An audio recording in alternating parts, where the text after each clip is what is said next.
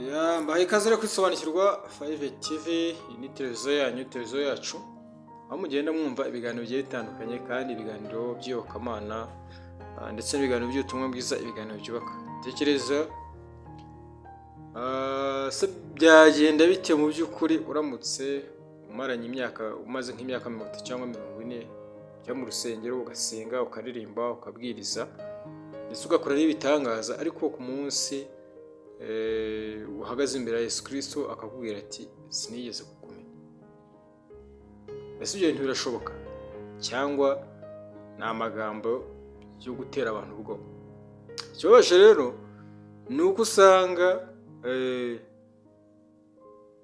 abantu batekereza kuri ibyo bintu, rero ugasanga n'ibindi kuvuga atari amagambo y'umuntu, ahubwo hari n'amagambo Yesu ubwe yivugiye. Yagize ati kandi niba Yesu yarabivuze, buri wese muri twe yakwiriye kwisuzuma. Kuri uyu munsi turarebera hamwe ibyo twagombye kugira gute, ibyo twagombye kugenderaho, cyangwa se n'ibyo Bibiliya ivuga ku kibazo gikomeye cyane nk'icyo ngicyo, aho umuntu abaza ese umuntu ashobora kwibeshya ko akijijwe? Iyi niyo topic tugiye kugenderaho, tugiye kuganira muri kiganiro cyacu. Abantu benshi bavuga ko bakijijwe, namwe mukabona mukavuga ati barakijijwe, ariko ugasanga ibikorwa byabo bakora ukibaza uyu muntu arakijijwe. Ese wowe ubwawe ntabwo wajya wibaza niba ukijijwe kandi uvuga ko ukijijwe, ariko ugasanga umutima wawe bikagucanga cyangwa se ugacanganyikirwa? Rero kurikira neza ikiganiro cyacu urinde ugera ku musozo wacyo. Burya ikiganiro cyacu nugera ku musozo wacyo, aho uri buze gutahura neza ese urakijijwe, ese abavuga ko bakijijwe barakijijwe.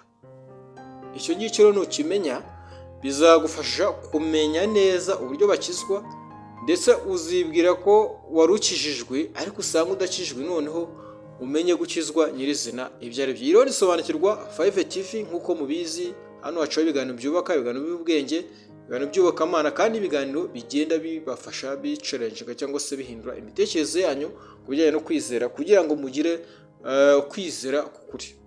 Rero ndatinze, reka twisomere Yesaya ibice 4, aho ndibuze gusoma umurongo wa mbere. Yesaya ibice 4, some umurongo wa mbere, ngo uwo munsi abagore 7 bazajya ku mugabo umwe bamubwire bati tuzitungirwa n'ibyo kurya byacu kandi tuzajya twiyambika ubwacu, ariko uduhe kwitirirwa izina ryawe, udukize urubwa rw'abantu. Uwo munsi abagore 7 bazajya ku mugabo umwe bamubwire bati tuzitungirwa n'ibyo kurya byacu kandi tuzajya twiyambika ubwacu, ariko uduhe kwitirirwa izina ryawe, udukize urubwa rw'abantu. Dukize urubwa rw'abantu. Abangaba ni ba bantu tubona bameze nk'aho bakijijwe, bamwe tureba tukaba bati barakijijwe, yewe na bamwe ubwabo bumva yuko bakijijwe, ariko bagira gutya bakumva umutima urabakomanga. Hasa ko tubona dukijijwe, ariko se nanone ko dufite ubwoba mu mitima yacu, aho ngaho twaba dukijijwe. Rero hari abantu benshi batekereza ko gukizwa ari kujya mu nsengero, cyangwa se basana uko babatijwe, abandi bakavuga ko ngo ari uko bakoze ibikorwa byiza mu nsengero bakabikorera n'abandi. Ibyo byose ugasanga abantu nibyo bagendera, ariko se ubundi ibyo nibyo bivuga? Ese Bibiliya mu by'ukuri ibyo bintu yaba ibivugaho iki? Muri iki kiganiro rero ntabwo tugiye gushinja abantu ku bitekerezo byabo, cyangwa se ku bitekerezo byabo, cyangwa se ngo tubishingireho, cyangwa se ngo tubacire urubanza tugendeye ku byo batekereza. Oya, ahubwo tugiye kurebera hamwe icyo ijambo ry'Imana rivuga. Iyo dusomye muri Matayo ibice 7 ku murongo wa 20 kugeza ku 23, Yesu hari amagambo ubwo yivugiye, aravuga ati hari abazamubwira bati mwami mwami, bavuga ko bahanuye, birukanye abadayimoni kandi ngo bakoze n'ibitangaza mu izina rye. Ariko azabasubiza ati, sinigeze kubamenya, nimwumve imbere mwa nkozi z'ibibi mwe. Aha ni ahantu twiga twirukanka inyuma y'abakozi b'Imana, abahanuzi bamwe baduhanurira, ariko bibaze ko kuri uwo munsi w'umwami cyangwa se umunsi Yesu Kristo azaza, azabwira ati njyewe ntabwo nigeze kubamenya. Aya magambo ni amagambo aremereye cyane. Ntabwo yavuze ko abantu batigeze bajya mu rusengero, ntabwo yavuze ko abantu batigeze basenga, ahubwo yavuze ko ari abatigeze kumumenya. Abantu bajya mu rusengero, abandi barasenga, abantu bakora ibintu byiza, ngo ariko ntibigeze kumenya. Kandi aba ngaba nabo ubwabo baravuga ngo barakijijwe, abitaga abarokore, yewe natwe ubwacu tukabita abarokore. Bakavuga ko bakijijwe, bakabeshya idini, ikabeshya ko bakijijwe, nabo bakabeshya ko bakijijwe, bakatubeshya ko bakijijwe, natwe tukibeshya ngo abantu barakijijwe.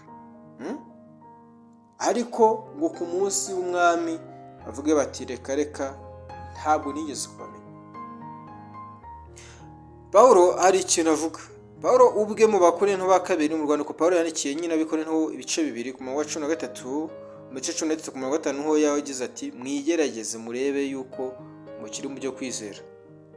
Ibyo rero Pawulo adusaba icya mbere ni ukwisuzuma, ikindi akadusaba cyangwa se akatusaba kutibeshya, akareba yuko mbese duhuye n'ibyo umwuka ashaka, ese turakora ibyo Imana ishaka, ese turi mu kwizera Imana ishaka. Rero ntabwo ari gushidikanya ku Mana, ahubwo tuba tugira ngo twigenzure kugira ngo tumenye aho duhagaze. Pawulo avuga aya magambo mu by'ukuri ntabwo agira ngo ushidikanye, ahubwo agusaba kwigenzura, kwigerageza kugira ngo umenye uhagaze hehe. Rero ushobora kwibaza ese ni iki mu by'ukuri kigaragaza ko umuntu akijijwe? Ese ni uko wabatijwe? Ni uko umaze imyaka myinshi ujya mu rusengero, ukaba uririmba neza muri korari, ukaba ubwiriza, ukaba ufata abantu, ukaba mbega uri umuntu abantu bafata neza, ukaba uri umuntu abantu bavuga ko uri umukristo?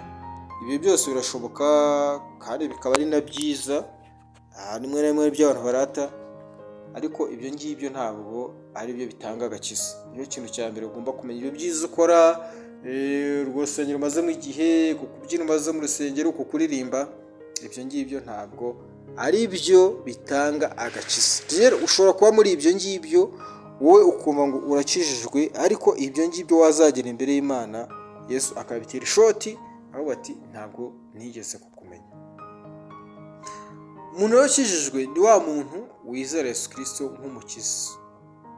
Umukiza we cyane nuko yihana ibyaha, yamara kwihana ibyaha akizera.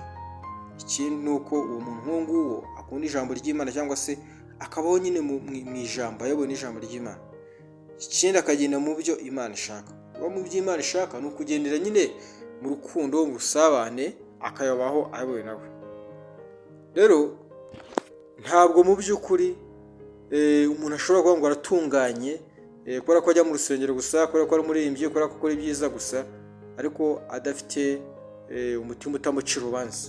Ufite umutima ugucira urubanza, icyo ngicyo mu by'ukuri ni ikibazo gihambaye cyane. Niba ufite umutima ugucira urubanza, umenya yuko utaragera cyangwa se utarizera icyo Yesu ashaka ko wizera. Abantu benshi rero baba bavuga ngo barizera, ariko kandi mu by'ukuri kwizera kwabo kuri hasi, cyangwa se kwizera kwabo kubacira urubanza. Rero muvandimwe, inshuti yanjye, mwene data, umukundwa, ikibazo cya mbere ugomba kumenya si uko abantu bakubona, si imyaka umaze mu rusengero, ntabwo ari impamvu ufite yo kuririmba ukajya hariya ukaririmba, ukajya mu mwuka ugahogoza haleluya, abantu bakajya hariya bagakoma amashyi ati uriya muntu rwose, ati umuntu w'Imana. Oya, ntabwo ari byo. Ikibazo rero ni iki ngiki: ese wizera Yesu Kristo? Umuntu apfira ibyaha byawe akayipfira burundu 100%. Ese uri umukiranutsi? Uri umutagatifu? Uri umwana w'Imana? Ngo ibi ngibi niba utabifite muri wowe, ukaba udafite uko kwizera, uracyafite ikibazo gikomeye. Nubwo uvuga ngo urakijijwe ariko ntabwo ukijijwe. Rero umenye ushake gukizwa n'iki. Ese umuntu akizwa ate? Ese gukizwa cyane ni ukuba mu rusengero? Ese umuntu akizwa ate? Ese umuntu amaze gukizwa abaho gute? Uku nguku rero niko wagombye gutahura ukamenya neza ijambo ry'Imana. Inyigisho yacu rero niba yakugiriye umumaro, reka tugusabe kugira ngo isagize abandi kugira ngo nabo bumvire ijambo ry'Imana rikomeye, kandi wiyandikisha no kuri iyi channel yacu yasobanukirwa 5 TV kugira ngo utazajya ucikanwa n'izindi nyigisho zubaka cyane cyane mu bijyanye no kwizera. Vuga ngo kwizera nicyo kintu cy'ingenzi. Rero bashishikariza kugira ngo mujye mukora subscribe, mukore share, mukore comment, nawe ndetse niba ari cyo ari uko wabitekerezagaho ujye ubidusangiza muri comment kugira ngo tumenye yuko turi kumwe. Reka rero mbashishikarize kuba mwakora subscribe, hanyuma nanjye mbabwira nti mukurikire topic nshyashya, topic y'ubwenge, topic bagize ibiganiro by'ubwenge. Kandi nanone ushaka kunyandikira kuri 0788 36 64 15. Iyi rero tubitse ko ari sobanukirwa 5 TV. Imana ibahe umugisha mwinshi cyane.